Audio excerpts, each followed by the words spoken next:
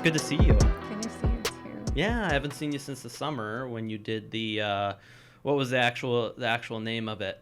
I believe it was the oh my gosh, mind blank, sorry. Oh yeah. It was the dinner with Steph and Trey Yep. and Scott. Yes. And I can't remember what the name was. Oh yeah, but that's fine. We're in COVID years right now. That might as well have been two Isn't that lifetimes ago. awful? No, it was just having a trio dinner on the farm. Oh, yeah. The trio Okay. dinner. So now that I think about it, a little bit harder. But yeah, the trio dinner with Scott, Steph, and Trey was amazing. Yeah. They did a great job, and Yeah. we had really great response off of that one. So all the dinners that we had after that were highly attended, which was great. That's super good to hear. I mean, I noticed that you had done more dinners, and I assumed that it was just because that one had been so successful. I mean, I was there. I got to taste everything, and it was good for the show too. I mean, honestly, because I ended up having Scott on later, and I've alluded to that episode and the interview with you and some of the talks with Trey multiple times. It's been super great. First of all, welcome to Minnesota Well Done. I'm Christos. This is Carla Mertz of Iron Shoe Farms. And the homestead of Princeton, is that a separate? I noticed there was like some kind of Facebook group or page. Can you explain to me that a little bit? It's like a nonprofit that you've started, right? Yeah, so we're working on the farmstead at Diamond Leaf Farm. And that's going to be an agriculture educational center, both for the farmer rancher as well as the consumer and education. Wow. So right now we're in the very beginning stages of raising funding for the property, essentially. So we have a pretty large goal to attain, but I think it's doable. I think more and more people are saying how they want to learn about agriculture, everything from the ground up. Starting from the soil and what that means. And yeah, big whoop whoop. So really showcasing what that means in buying a farm and starting from scratch. Yeah. And what we really need to do to treat the soil and bring it back to its glory day. The property we're looking at was a staple in the community, and we would hate for it to be torn down. So we actually were brought in through the city of Princeton, and there's a couple other people that were interested in us taking over that property, but we can't do it without the community help. Yeah, so, definitely. But it's going to be everything from learning how to have food and what that means. So gardens will be on the property. There will be plenty of opportunity to learn from local chefs and how they make the food that they're preparing, and even going in and learning how to preserve and can and ferment, and having other farmers come in and do education and seminars. And then there will be a bed and breakfast on the property. We will be able to have events there. So it'll be this huge compilation of many different entities all wrapped into one. Yeah, I mean, it sounds fantastic. It sounds like everything that I would want in an experience, really. Yeah. It seems very parallel to what I'm trying to do with the show is, educate people on, like, for instance, one of the big things that I wanted to talk to you today about is for everybody watching this show is how to get them connected with what you're doing, right? Because there's all these people that I think have, especially after COVID, but even before, we're starting to get galvanized into this farm to table, soil to plate kind of mentality, but they had no idea where to start. Mm-hmm. And, that where you start is getting educated, right? And that's kind of, I look at it as my, kind of my mission right now, but it seems that you're doing it. And at the same time, you're providing, you're not just providing the education, but you're providing the products that you're educating people about, which I think is phenomenally cool. Yeah, thank you. Yeah, well, I mean, I'm excited to have you back on the show because what you have going on, what you had going on in the summer, I thought was a really cool way to kind of get people excited about what you're doing, right? Mm-hmm. You're not just farming, right? Like, I remember when I was a kid, I looked at a farm as like this, I don't know, like it was just hard work, and it had no like meaning in my life, Mm-hmm. right? And then as I grew up, it's like I kind of realized like most of the food I'm eating are from these corporations and stuff like that. And then when I went to your farm, it wasn't maybe the first experience that I've had like that, but it was the first experience I've had like that in a very long time, where I was getting to see kind of the food be grown in front of me and then cooked in front of me, and then I was eating it. And it's definitely paradigm shifting, you know what I mean? Right. Definitely paradigm shifting. Yeah, it's been, this year's been really one to kind of put it in the forefront and express to the consumer, we're a diversified farm, right? So we're not just doing one thing. And we raise hogs, and we raise beef cattle, and we're doing chickens, and we have egg layers, and then we have microgreens and edible flowers. And people are like, wow, isn't that a lot to take on? It is, but we're a diversified farm for a reason. And it's ecology. So it all works together. You just have to learn how to get it to work together. And there's, we do herbal flowers. The herbal teas are coming down the pipeline. We have, parsley and oregano, and then we grow marigolds. And to be able to incorporate those into tea, that's why we do that. Yeah. There's purposes behind it, and it makes me feel better, and then I can pass that on to the consumer. Yeah. Instead of saying, well, I get this from whoever, where, whatever tea, well, this is local. It's from my garden. Right. We've gone through the process. We're able to sell it. We work with the state. We have cottage food licensure. We have different licenses that allow us to do this. And that's an educational point too. And not everybody knows that you have to also do that in order to farm in Minnesota. So it's pretty amazing, all the things that come out of it. It's pretty cool. So I'm at the end of the episode, I'm going to put all of your, I'm going to, kind of combine all of your information, but just, for sake of conversation, how can people get to you, right? Because you have all these products, and it's grown, by you, and you have beef, and you have pork, and I don't know if you're still, years ahead on pork. You have chicken, you have eggs, you have vegetables, you have all kinds of stuff, and even stuff that you don't grow on your farm. People that grow things on their farms, just like in your county and near you can get all of that. How can people kind of tune into that and compile that information? So we use our Facebook page like our advertising, right? Mm-hmm. So our Facebook page always has specials that we have going on. We showcase recipes on there. So that's a really good starting point. But our website, it's ironshoefarm.com, and then there's /the-pantry. So it's the pantry. And it'll say right on the website, you can shop now, and you just click on that, and they'll bring you right to the store. We have our store open every Saturday from 9 to noon, and it's open. Like, people can come and they can shop.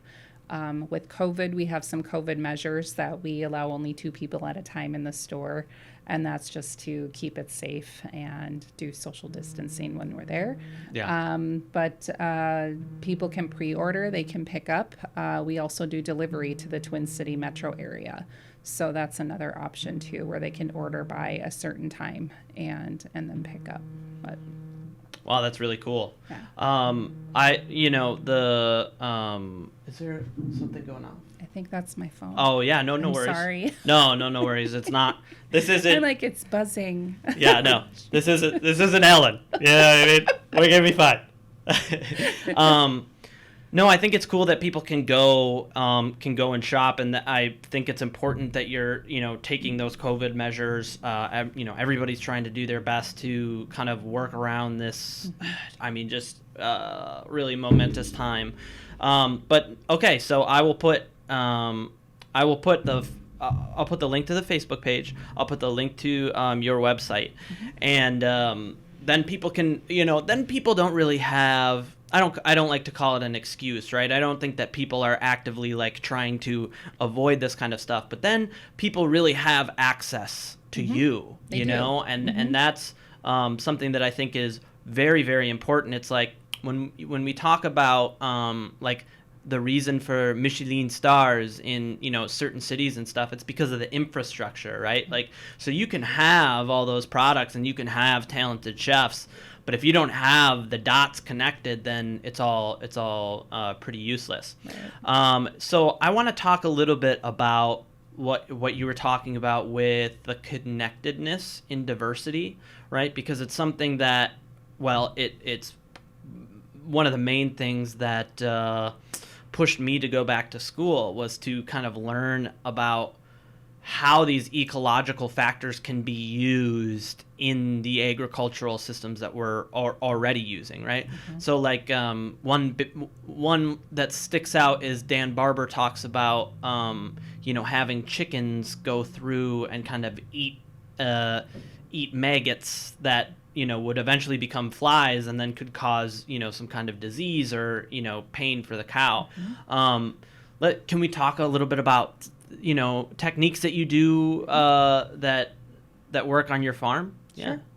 Yeah, we kind of have every animal species is intermingled somehow.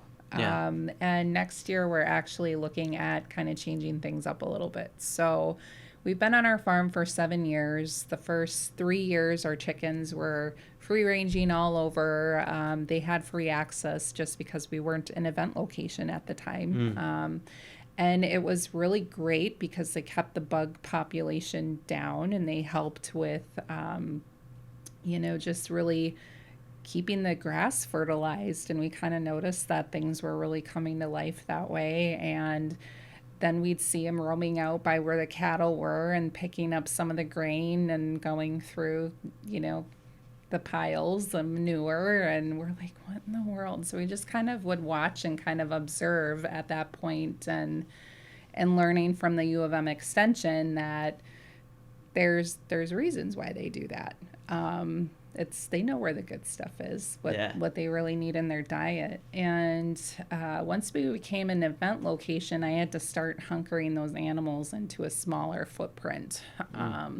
Just because when we have people over, we don't want them stepping in chicken manure while they're walking across the lawn. But we have the area, with the chickens, and they're on pine shavings and in their coop. And then when we're cleaning the coop out, all of that goes out onto the pastures, and then it fertilizes the pasture. So we're doing a 2-step thing there.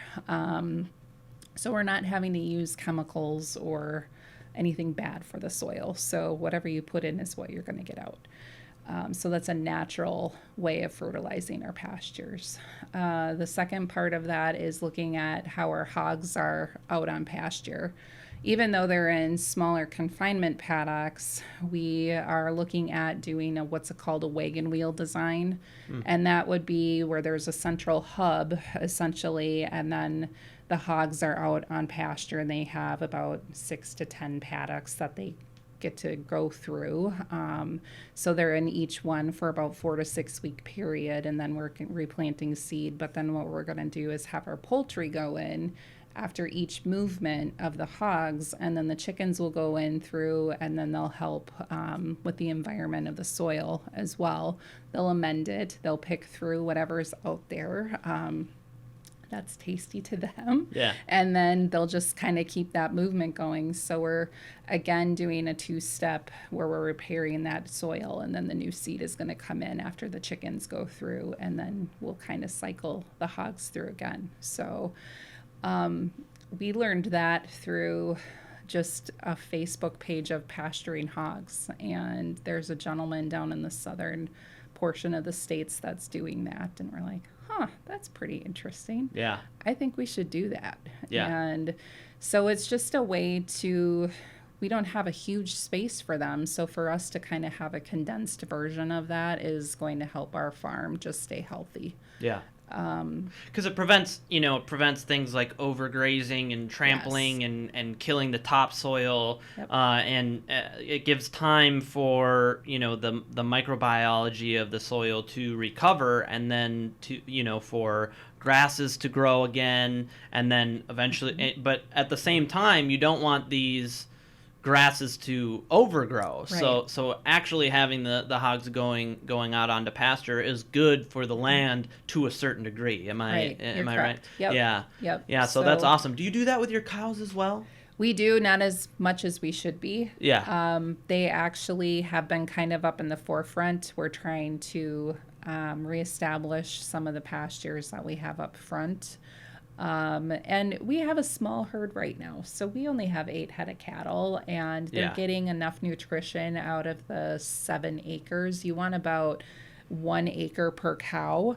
So they're really getting what they need out of that pasture, and we're able to move them from one pasture to the next every 4 to 6 weeks. So again, you're getting that rest period where the grasses grow up, and then you're putting them out there before everything goes to seed. We actually, for our farm, we had to get approval from the Army Corps of Engineers to build a road that goes from our front 2 pastures out to the back pasture. Really? So we have wetlands there. So we had to work with the NRCS office and get approvals from them on what to do and what we can put in there and just be kosher to that wetland area. So we're not putting anything bad in there. Well, it's good to hear that they are upholding things like that, just simply because if it obviously you were able to work around it, and they were able to make it work, and at the same time you have this kind of, I'm sure there's native species in there, and there's all kinds of like what do they call it, buffer environments for for pollution and all that kind of stuff. So that's cool that they were both able to work with you, and still okay, we got to do it this way. Yeah, they were really great about saying, well, yeah, you can use these pine shavings because it's still natural, it's not going to contaminate. And we talked about putting fiber mats down, and they're like, well, you can do that, but then you're changing your infrastructure. And so they gave a really good dynamic of what we can and cannot do in that space to get them to the back 40 acres. So we will be doing that in the spring, which will be awesome. We've been waiting for 5 years to do that. Oh, really? I didn't know that. Yeah, it's Wow. a lot of work. Oh, I bet. Yeah. We have a. So I have think you it's been waiting for 200 approval, feet. or have you been building it for 5 years? Just building it. Yeah, It's, I see. It's just been a process because we want to put the right materials in there, and the swamp freezes and then it gets wet some years, and some years we can't get in there because it's too wet. But it's just being patient. And I think now that our herd is growing, like we doubled our herd this year. We went from 3 to 6 and 2 steers. And so next year we'll have 3 more babies. And it just keeps growing, which is great, which is what you want. But at the same token, now we'll be able to utilize all those pastures. And so over the 7 years, we've been preparing for that. We put above ground summertime water lines out there, so we have automatic watering happening, and we knew that was going to be a benefit down the road, and it's going to be awesome. Yeah. So it sounds great. Yeah.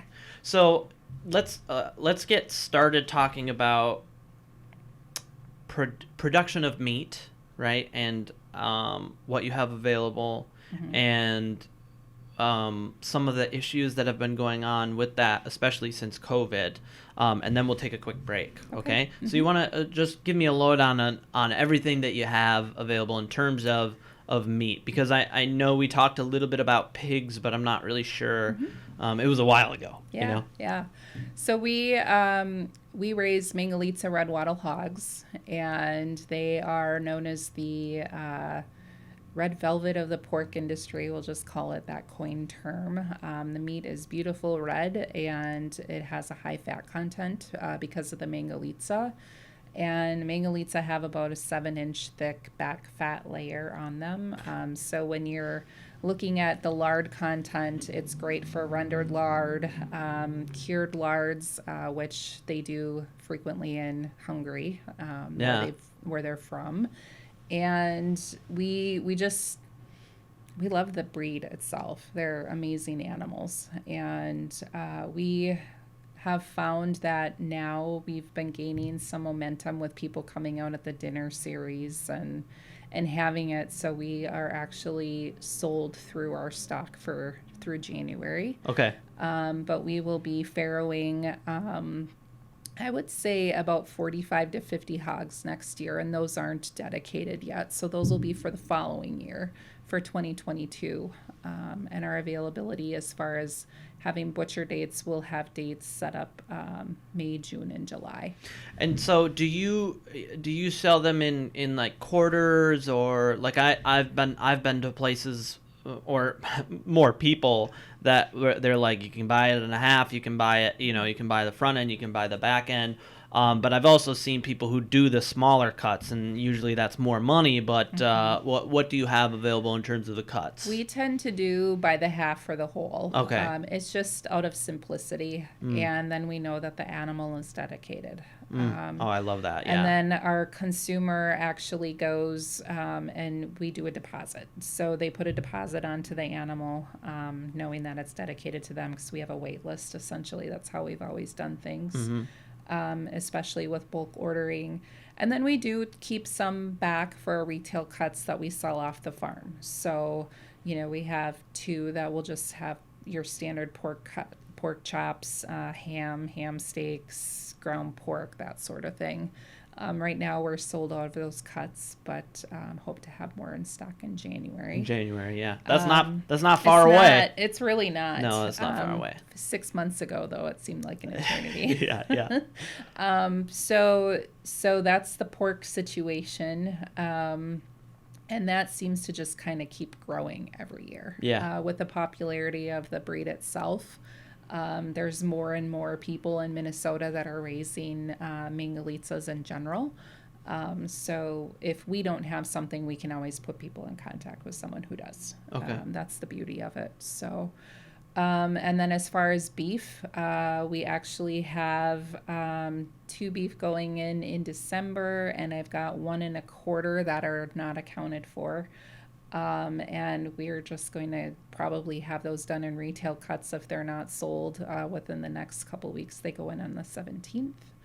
And then we have a boatload of chicken that's been processed from this year. So we have that in off-site freezer storage. So we do wholes and parted out fryer chickens. And then we also have the feet and the hearts and the gizzard liver. We keep everything. So That's awesome. we do bone broth packs, and those have sold out, which with COVID and flu season, they tend to. Yeah. Oh, yeah. And it's just really great to have your own bone broth anyway. I think it's good for the system. So Yeah. Well, and there's a lot more than you can do than just bone broth, right? This Yes. Coming from a chef, right? Like last Thanksgiving, I wanted to switch things up, right? Not this, just the one that just happened, but the year prior, we did half chickens, right? And I did a nice sear on the half chicken, and then I took all of the bones, because I just broke up whole chickens, and then I made a stock, then I made a demi, then I made like this beautiful soft velvety gravy out of the demi. And it's like, that's also something that you can do with all those organs. There's organ meat pies you can do. Yeah. These are really essential things in just from my view from it. So I'm going to ask you one quick question. We got like 3 minutes. Okay. Do you send things to a butcher then, or is that on the consumer side? Is that up to them, or how does that transfer work? I'm just curious. We've done things a little differently this year, not by choice. It's just been how the lay of the land is right now. We do have a majority of our chickens processed at an off-site location, so that's a USDA inspected processing facility up at Lake Haven Meats, which is in just north of Hinckley. And so it's a 3-hour to 4-hour commitment for us to drive up and drive back, and then you have to do it twice because you're dropping off and then picking up. Yeah. So our birds are generally processed there, but we did at the end of the season elect to have a mobile butcher come and butcher right on the farm. And because we are direct to consumer, we can still sell those birds, but it has to be off on the farm. So if we choose to sell those birds, the consumer has to come and pick them up from us. Okay. And USDA helps us get into restaurants, grocery stores, co-ops, things of that nature. So we just decided, well, we're going to give this a shot because we know that there's a lack of processing right now anyway. And if it's something that can make our life a little bit easier and do it that way, we will. And I wanted the education behind it too. So we actually had a group, Greg actually came out. He's with Clean Chickens, and so he has a mobile trailer that he brings and sets everything up, and they do it right there. And it was interesting because then I don't want to get too graphic, but he gave us the innards and the heads and the feathers, and we actually composted those for our garden for next year. So that'd be great. The feather mill, and then we added ash, and then we're just going to till it right into where the garden is going to go. And that's, again, bringing everything full circle. And then our hogs, we have 6 of them that are going to be butchered on the farm, slaughtered, and then brought to the butcher shop in Hinckley, and that's the first time we're doing that. It's actually more humane to do the process right there on the farm, but there's some stipulations we have to follow too with the county that we live in. So we can't do the cutting of the meat and that there, but we can have the butcher come and do the kill step and then bring them to the facility where he's at to do the cutting. Otherwise, we work with another butcher, Grand Champion Meats in Foley, and they do everything there as well, and we can have inspection. So we can kind of do a couple different things, but right now it was based on when I can get in and how many hogs I can get in. Yeah. And then that's it. So I love it. Yeah. Let's take a quick break, and then we'll get right back to it. Sounds good. If it's something that you want to separate. Because I want to give her equal ownership on that. Yeah. Since a lot of it is her project, we've just been brought in as a test marketer, if you will. And to be able to then, we'll be able to distribute the product in a dry state as a feed source. So it's all bagged and ready to go, and the farmer can pick it up from us. That's very cool. So, yeah. That's very cool. Crazy. But it's cool that it's like, it's 100% upcycled food.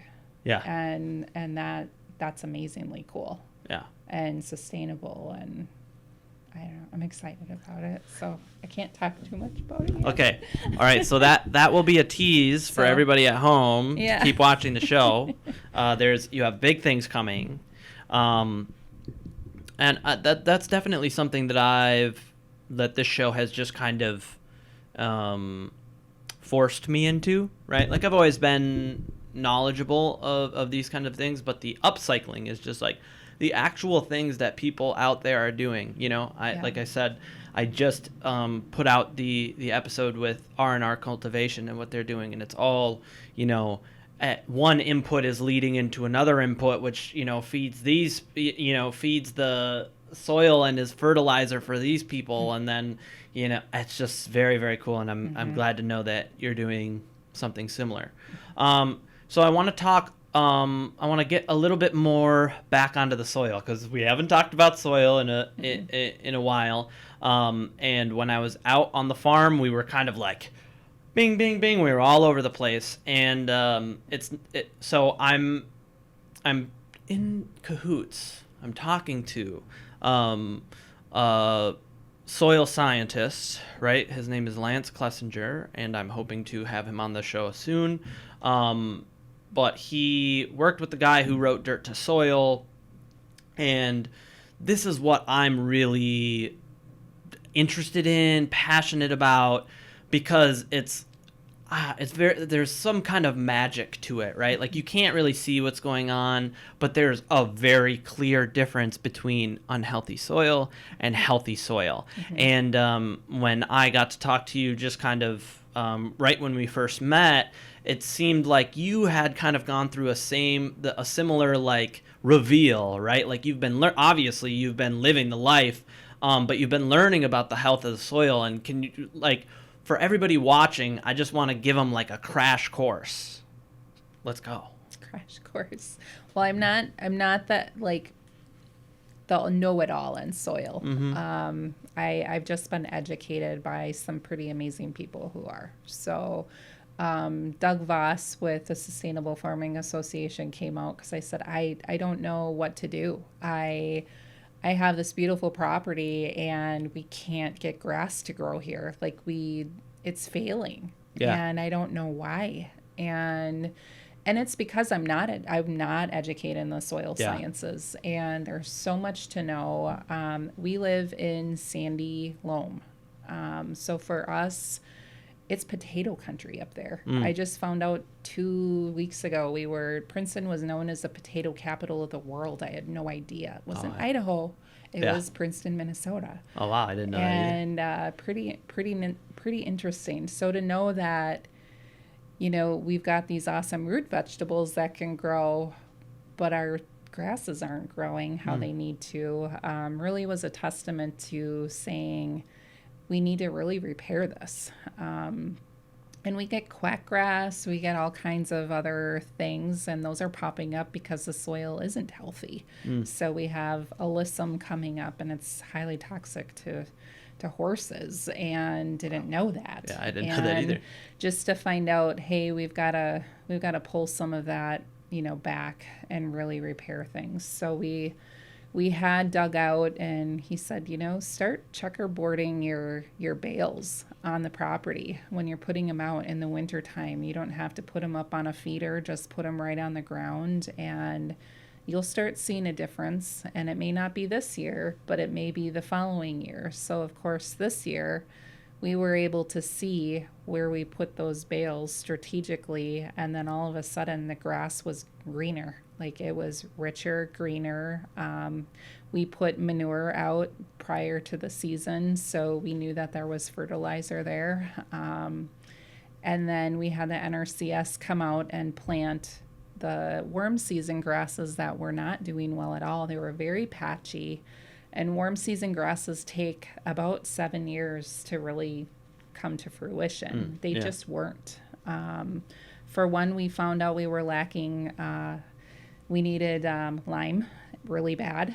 Our pH was awful. I found that out through the U of M, so they helped us with our soil testing.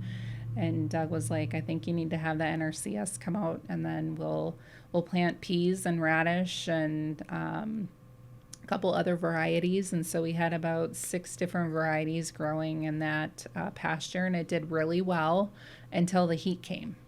And then everything just kind of fizzled out.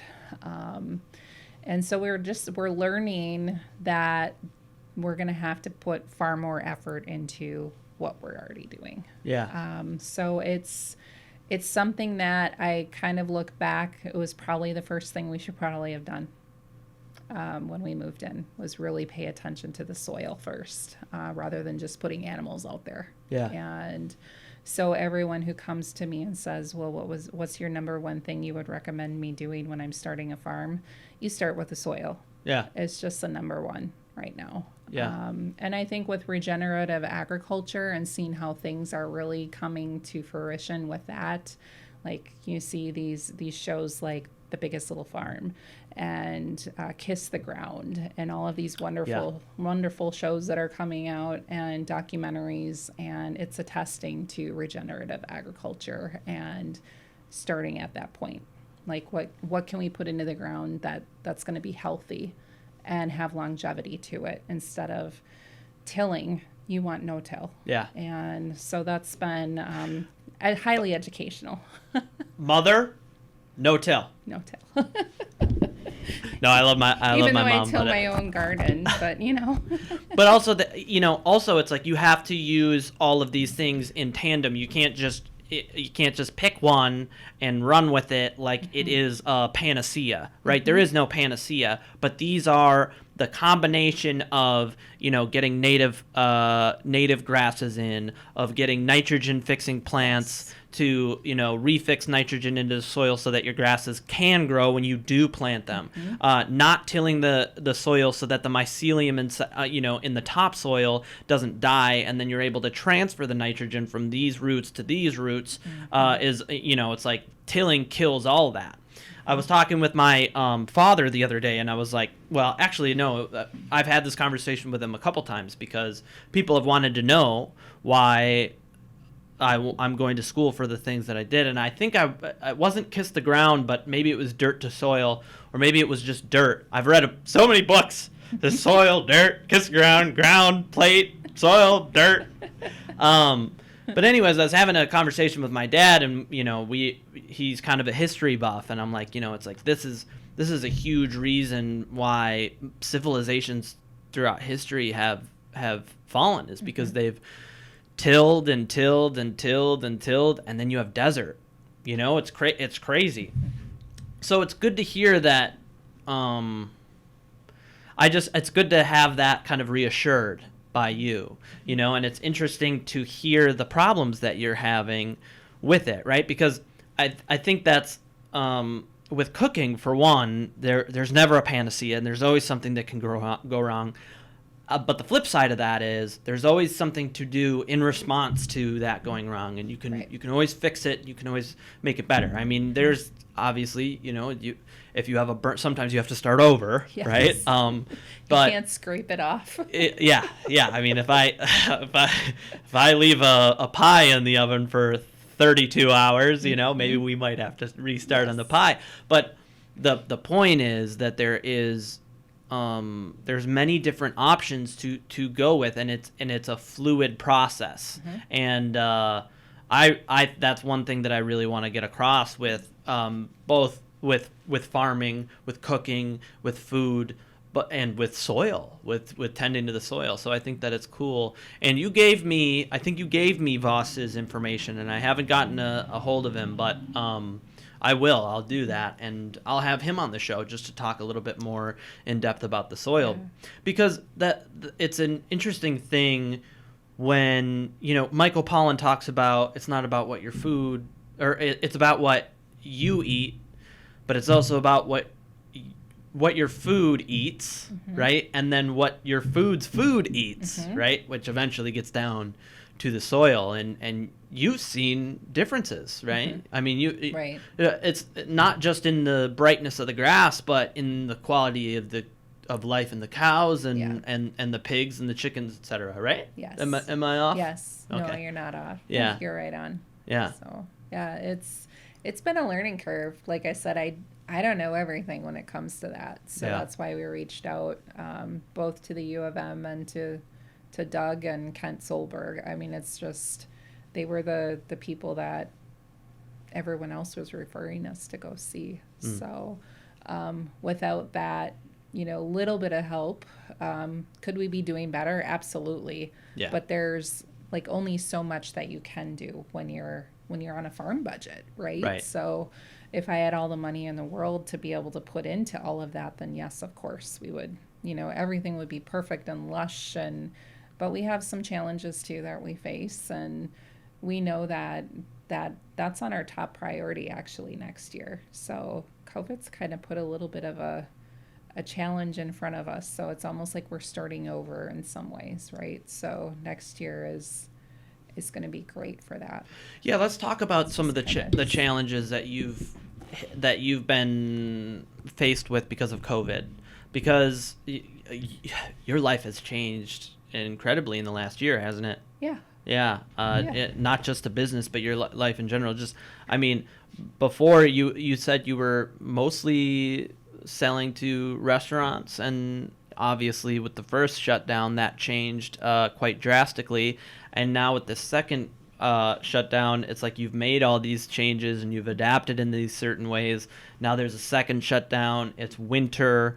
Let's just talk about like the fluidity of the business that you've created, because it's more than just a farm, right? It's Yeah. this whole network that Yeah. you seem to create. We, 3 years ago, we started selling to restaurants. We've always been direct to consumer. But the restaurant business just kept building, and it was because of microgreens. Everything else kind of seemed to fall in after that. It was the what else do you have? Yeah. And mentality of selling and relationship building. So we got up to 45 restaurants pre-COVID, and we were very comfortable. We were pumping out 200 trays of microgreens a week, and business was really good. And we were steady. We were rocking and growing by like 500% every year the last 3 years, Oh, wow, yeah. which is huge. Yeah. The 3 years ago, we only had 2 hogs. And so now, to say we're doing between 30 and 50 is huge growth. Yeah. And it's with the first shutdown, we lost 90% of our business.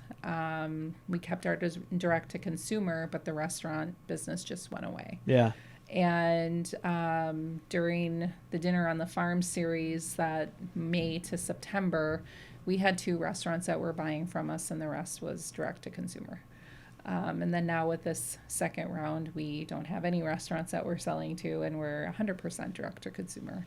So it's really shifted quite a bit. And we don't know if we'll ever get that back. Like, it's just that whole unknown right now. And I've had many discussions with many of my chef friends. I'm like, what's next? And so even with the takeout, it's trying to encourage the consumer of what are microgreens for? How do I use them? And it's far more than just a garnish. And so now there's the educational sector that we really have to work on with a product that we're selling even more than before, because the consumer doesn't really know what they are. Yeah. Small edible plant, 4 to 40 times more nutritional value than the full-grown vegetable. Who wouldn't want to eat that? Yeah. So just showcasing the how and the why part of it. So we're going to be working on that in the next couple of weeks, hard and heavy. So we just we took a step back this year, really evaluated what we were doing on the farm and what brought both personal happiness and our consumers' happiness. So what are we growing on the farm that people are wanting or liking, or whatever that is, and kind of scaling back. Like, we were supposed to have 150 hogs this year, and we cut back to only 30. And we're okay with that. Yeah. Like, it's been actually a breath of fresh air to just kind of slow down a little bit. Yeah. And to know that we're going to do about the same amount of numbers next year, I'm okay with that. Because it's, like I said, it's like we're in our 7th year, but we're starting over almost. Yeah. So to kind of have that little bit of a side-by-side shift, I don't know what you would call that, but it's just to stay level. Yeah. I feel okay with that. We have a greenhouse we're putting up next year, so that's going to be something new for us. That's so cool. Yeah, super cool. So we're moving our tomatoes into that, because we actually did pretty well with the couple of restaurants that were just buying that product alone. And they bought from us all season. So to know that we had that dedicated felt good. Like, I didn't have to go to 50 other places to say I've got hundreds of pounds of tomatoes. It was more of them saying, hey, do you know of someone else that might have something available? And so this year's just been building relationships with other farmers and other producers, and to be able to connect people with product that we have here. That's been, I think, like a high number 1 on my list of what we've been doing this year, was shifting and advocating really strongly for just local food. Yeah. And that part's been rewarding enough for me. It's been pretty neat to say, oh, hey, do you know someone who has, goat soap? Well, yeah, she's like right at the farmer's market in town, so go see Karen, and Who else do you know that has shishito peppers? There's someone at the farmer's market. I'll get Yeah. you in touch with them. So, or our rolled oats come from Moorhead, Minnesota, from Doubting Thomas Farms. It's you can either buy from us or you can go direct. Like it's Yeah. okay to do that. Yeah. And we're just here as a source to be able to get it to central Minnesota. Yeah. But yeah, who would have known that we could get grits locally, or I don't know, some of the coolest stuff that I've seen come down the pipeline. Local spices, local tea. That's been awesome. That's all really super cool, especially to me, because like I think it's maybe just the chef and me, but I think that having a food culture is it's very important for a community, right? And in many places in America, I'd say in most places in America, that food culture has been kind of globalized. And I'm not against globalization by any means. I'm not trying to have a political sense, or a political stance on anything. But when it comes to food, that globalization falls apart, right? I had a conversation with Jack Rebel at the beginning of the show where he talks about how do we scale up, and it's like, well, just don't, right? Network, we have everything that we need right here.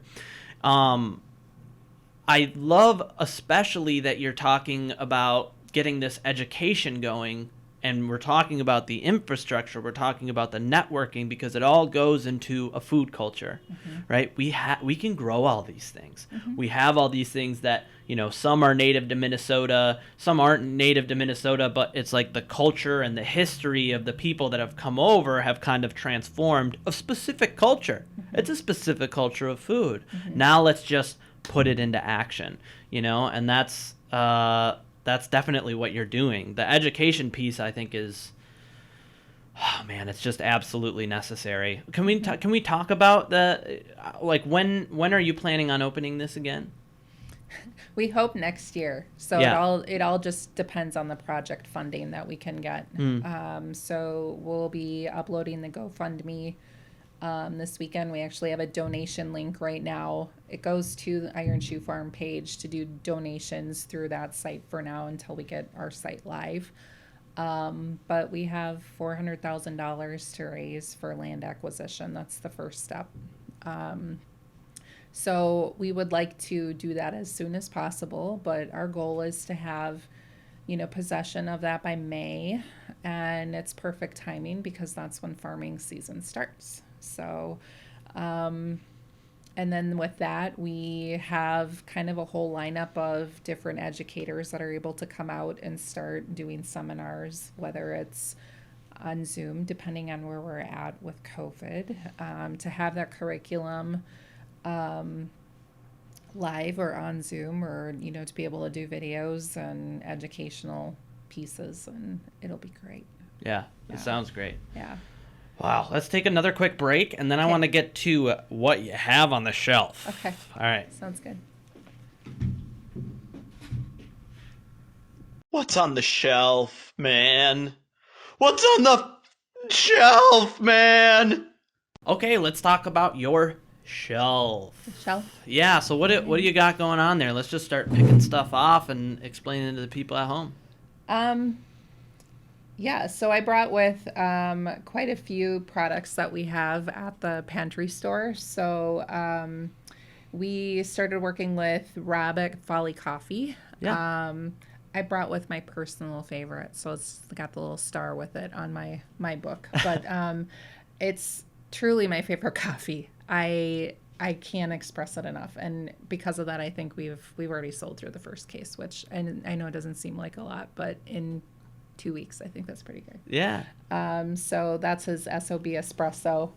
I just like the name of it anyway. Yeah. But and then we work with Kathy's Bakery. She is also featured at Kowalski's, but it's a super great shortbread cookie mix, which there's oatmeal and then the plain, and then we partnered that with hot cocoa, which is made in Duluth, Minnesota, from Mike and Jen's. It's hands down the best cocoa in the state of Minnesota. I love it. And it's non-chemical, so everything in it is natural, which is really great. We also have, kind of tucked back behind here, is 14 Spice, and that's with Mike German Yeah, Mike out of St. German, Paul. what up? Friend of the So show. he actually just came out with a new Cajun spice too. That was just released. So part of Cyber Monday today, we had that as a special. If you ordered from us, you got that included with your order. Very cool. And then we have right behind me is our breakfast kit that we're doing for the holidays. So you get a local honey from Princeton, Minnesota, from Silver Creek Farm, Sunrise Flour Mill pancake mix, and then rolled oats from Doubting Thomas Farm, and pure maple sugar from Woodland Farm in Minnesota.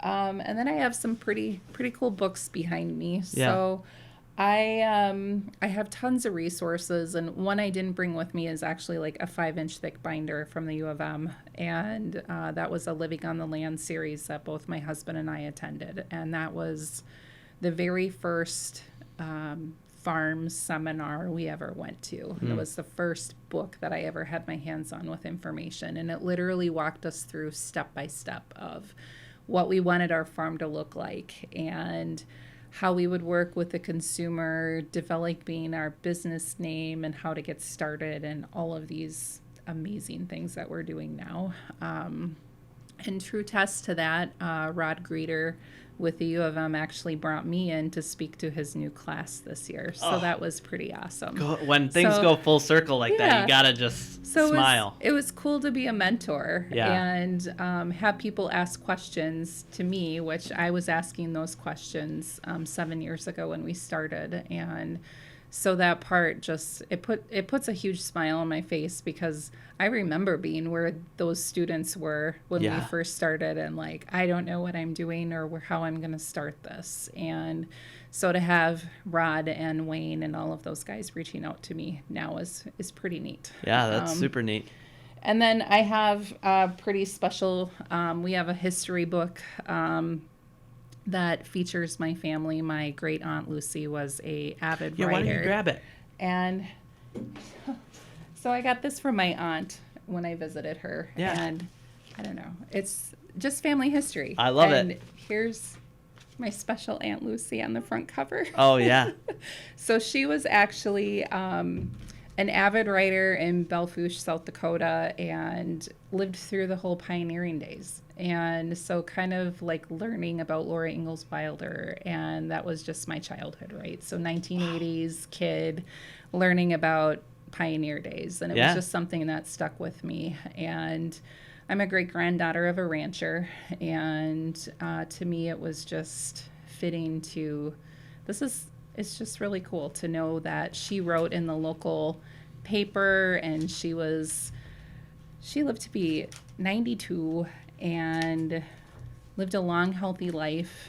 And to know that she was part of the first posse was really cool too. So lots of cool family history to me, and that's important. And we learned then, passed down through my grandma, that whatever you took from the land, you just put back.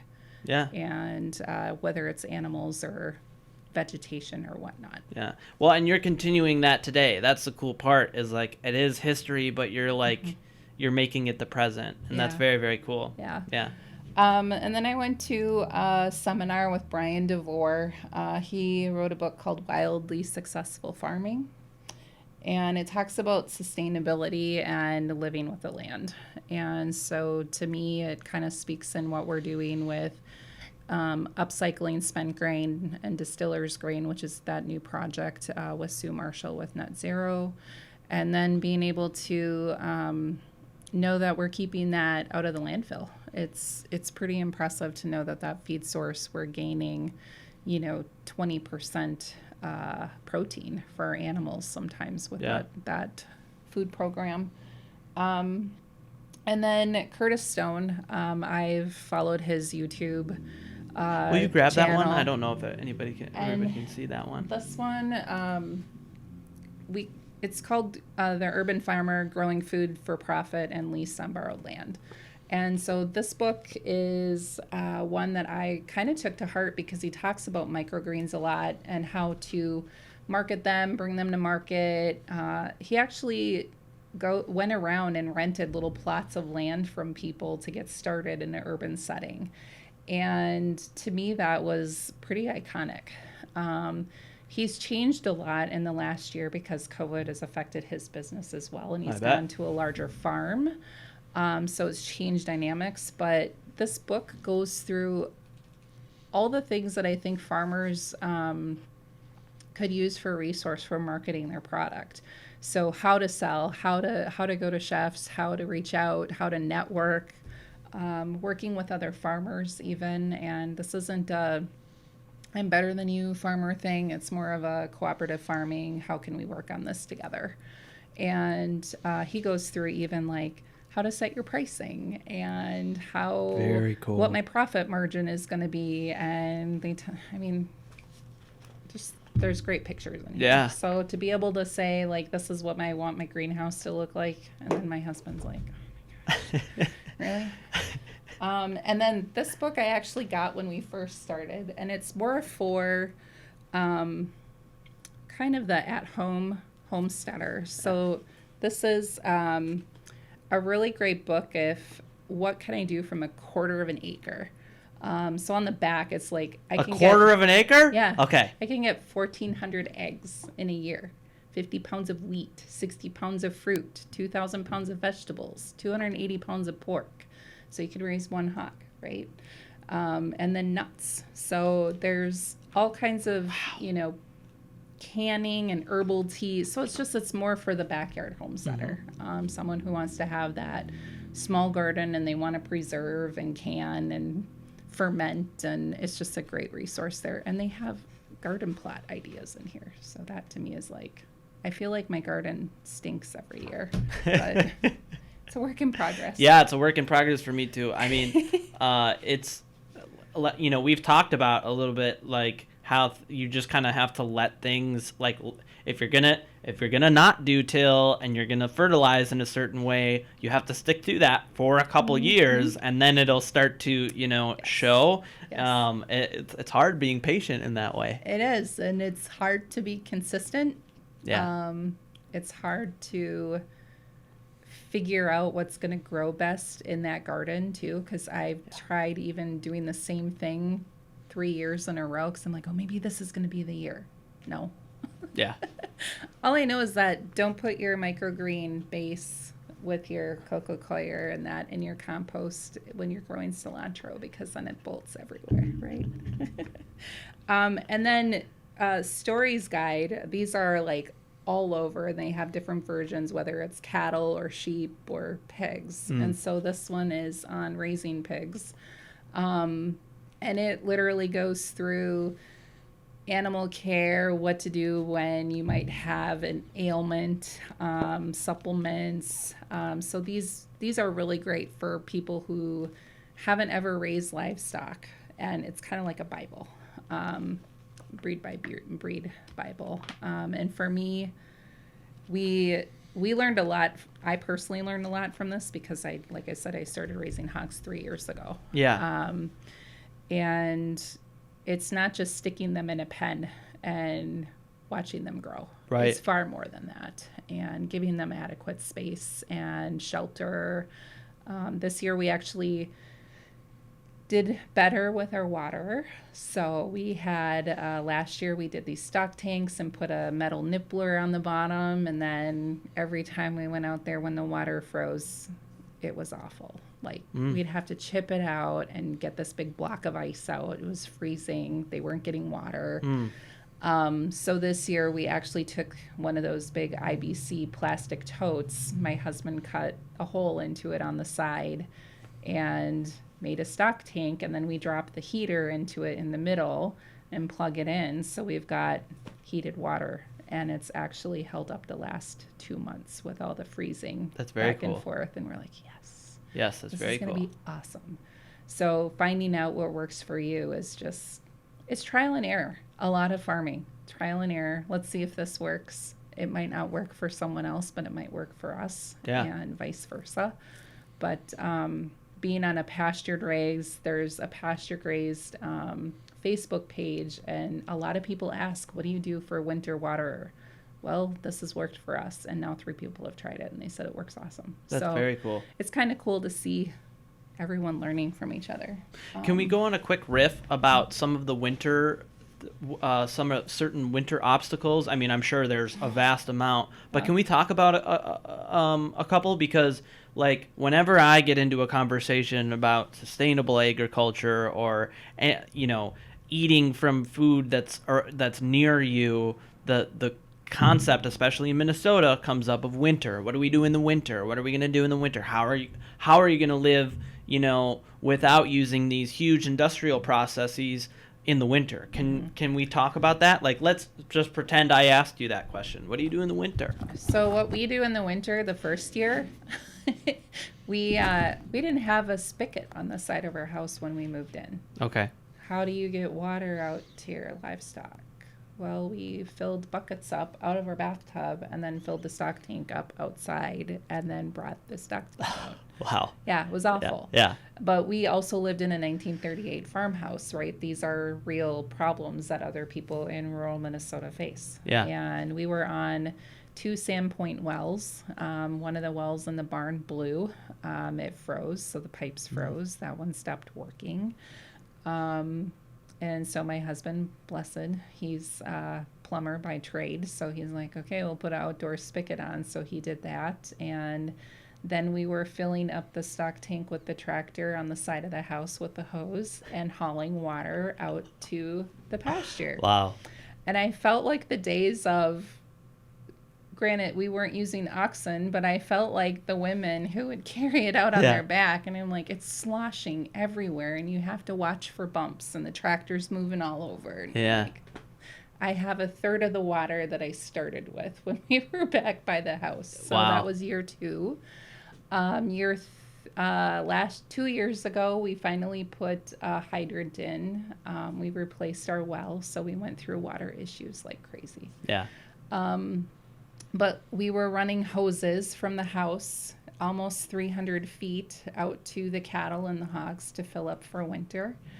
And then you'd have to haul the hose back and roll it up and bring it in the house so it wouldn't freeze. And then the hydrant helped last year because then it was within 10 feet of the stock tank, which was awesome. Yeah. It's like heavenly, right? Yeah. So we put electrical out there and can plug the stock tank heaters in there, and the cows are happy they have water every day. And they did anyway, but it was just, it's less, easier and easier for us. And so this year we put in another hydrant for the pigs out by the hog watering area, and now we have a little 10-foot hose that reaches the big IBC totes, and they hold about 200 gallons of water apiece. That's so we're out there every other day giving them water, and it's heavenly. It's nice when you have automatic watering. Not everyone has access to that, so we were in that same boat of we bring 5-gallon pails out and then fill up a small bowl for them to drink out of. Well, we're not a commercial industry, so we're raising everything out on pasture. Yeah. Everything stays outside all year round, but they have shelter. So our cattle have a loafing shed that they go into if the elements are bad. The hogs have these awesome porta huts that we got. They're industrial steel welded, and they're amazing. They're wonderful. So instead of having a little wood shelter that the hogs can chew and eat and knock over, and they're so destructive. They're rambunctious little so destructive. Guys. Yeah. They ruin everything. Yeah. But we love them, right? So those porta huts, anytime you can get something kind of industrial. And then we put straw down for everybody. They get fresh straw every other week. We do a deep bedding method, which is pretty natural for them out in the wild anyway. They'll dig a little bit of a hole if they need it, and then same with the cattle. They'll bed down on the hay too. Very cool. And chickens, we really only keep our layers and our breeding ducks during the winter. We don't do broilers in the winter because we don't have a heated building. So it just doesn't make sense. And To raise meat birds in the winter in Minnesota just doesn't work. Yeah. Unless you're a really large operation. Yeah. So Now I'm a little confused on how pasturing them in the winter even works. I mean, maybe I'm just it wouldn't. I mean, they're so susceptible to freezing. Yeah. And but I mean with all the animals, right? So what do they do for food in the winter? So as long as you're providing them food and Yeah. they're getting enough energy out of that food and their supplements, they're fine. Yeah. Okay, so what do you supplement their food with? So we have our cattle on grass hay blend. Okay. So they're getting a blend of 3 different grasses and alfalfa. And then we also are giving them spent grains. So they're getting a lot of value added supplement from that. Yeah. And they're also getting water retention from that because the spent grain we get is wet. Yeah. So okay. They're able to, their system breaks that down. They get all the nutrients from it right away because it's fermented feed. That's very cool. And then with the hogs, they get the same diet. So they are on a couple different regimens. So we give them veggies. So we get surpluses of like pumpkins and squash from other farmers. And so we give them a vegetable diet along with, they do get corn and soybeans and barley and oat. And then just a quick question. I'm not trying to be a gotcha about it. No. But so where do those, you said some of the vegetables come from other farmers. Does all of that feed come from within the area as well from farmers? Yep. Wow, that's so cool. Yeah, That's so I mean that's a lot of sourcing. Does some of it come from your own, like do you collect grasses or anything like that? I just don't know how any of it works, I guess. We have a 30-acre tillable parcel. Okay. And so that we were doing our own hay on, but right now we rent that out to a farmer. So he puts crops in there right now. He's putting corn in, but he knows our goal in 5 years is to turn it back into hay. Okay. So we've been amending the soil there and fixing up, and he knows that he has 5 years of doing corn and then it goes to hay. Yeah. But we get the hay from 3 miles away from us. So it's still local. Yeah. We're still, supporting another family farm, Yeah. which is great. And then our feed is coming from Central Feed in Princeton. And so they are literally 3-4 miles away from us. So we know that the corn and whatever soybeans we are getting, which is high in protein, still a very valuable food source. For sure. And that's coming again from a local farm that's literally right down the road from us. And then, yes, the farmers that we get veggies from are within probably a 10-mile radius from us. So if they have excess produce, they just drop it off.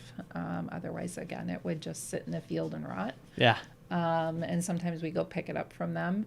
The spent grain we get from Lupulin in Big Lake. And we've had a relationship with Matt and Jeff for 2.5 years. And we're going to be starting to get distillers grain through Net Zero, probably starting in the next week or two.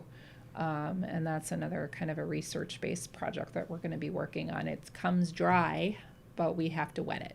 So wow. Again, it's just we're not losing any proteins or anything by, you change it into one thing and then get it back. It's still the same. There's just no starches in it, which is really beneficial for the animal. I bet. So I just think it's so great because if we're answering a question, how do you winterize, right, in Minnesota? It's there you go. There's proof. You can do it. You can winterize, and you can do it with all within what did you say, a 3-mile radius? Mm-hmm. I mean, come on, that's.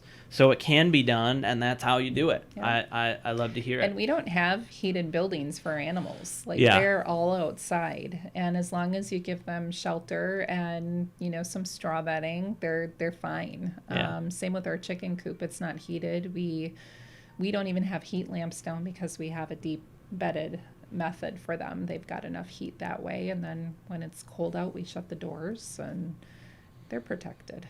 Yeah, that's awesome. Yeah. That's so awesome to hear. Carla, thank you so much Thank for you. coming on the show. My pleasure. Yeah, I mean, we don't have to stop right now. Is there anything that you especially want to plug at the end of the show? You have so let's go over everything that you got going on right now. It's a list, but it's a freaking awesome list, right? So you have Iron Shoot Farms, right? You can go to the Facebook page, you can go to the website, and you can get broilers starting in January. You can get whole or half hogs. And then you can get what's the situation with the beef? So beef will have retail cuts available. Retail cuts Yep. available at beef. Yep. And then you have microgreens. You have eggs, both chicken and duck. We will have duck in the spring. In the spring. Okay. And then so that's just an overview of Iron Shoe Farms. I'm not gonna go over every damn product. Go to the freaking website. And then you have the farmstead on I'm sorry, I forgot the name again. The farmstead on what? Farmstead of Princeton at Diamond Leaf Farm. Okay, and that's your education program that you're setting up, and it's going to be highly donation based. You have Scott Pompu, who's a friend of the show. He's been on a couple times, and Steph Hedrick working with you on that. Let's see, and then you have one other project you want to tease. Yeah, we have, I just talked with Sue Marshall from Net Zero this morning, and so that is a 100% upcycled food program that she is running, and we got pulled in as a farmer connection on that project, so we're going to be working on how to essentially access that feed source and keep it in our local food system and help other farmers and get that distributed out to them. So awesome. Yeah. Awesome. So yeah, all of your information is going to be available in the YouTube comments. I'm going to put it on the Instagram. I've plugged you a couple times. I'm plug you again. I have no problem doing that. I want to thank you so much for coming on, helping to educate me, helping to educate all of my viewers. It's been a wonderful time. It's always a wonderful time. You're welcome on the show whenever. Oh, thanks. I enjoy it. It's been awesome. Yeah. Thanks, Carla. Yep. Thanks. Cool beans.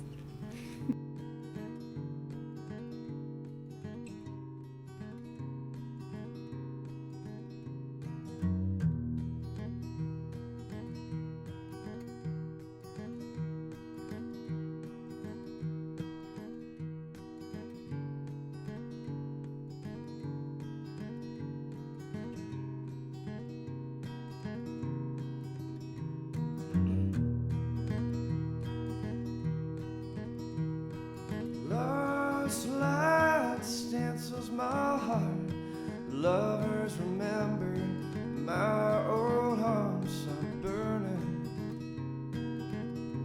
of my memory. I shiver as a new song. I can almost hear them singing along as I keep digging away.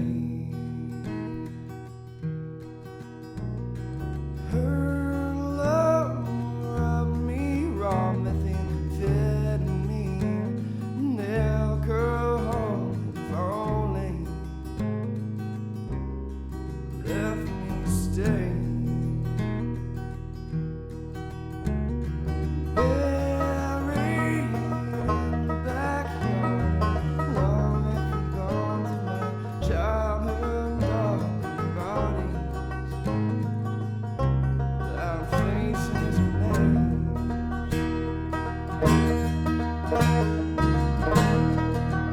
Some of them were my friends.